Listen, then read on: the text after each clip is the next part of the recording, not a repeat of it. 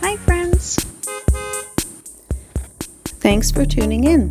If you like this video, please give it a like, comment below, and take a moment to subscribe to our channel. Chomedey is a vibrant district located in the southwestern part of Laval, Quebec. It is named after Paul Chomedey de Maisonneuve, the founder of Montreal.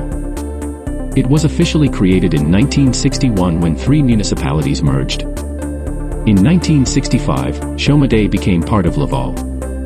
Chomedey's old city hall even served as the first city hall for Laval. Today, this district is a mix of residential, industrial, and commercial areas, making it one of Laval's busiest and most populous neighborhoods. One of the most remarkable things about Chomedey is its diversity. It's home to a large English-speaking population and many cultural communities, including Greeks, Armenians, Lebanese, and Portuguese. This diversity is reflected in its festivals, restaurants, and community activities. Chomedey has a lively urban feel with lots to explore.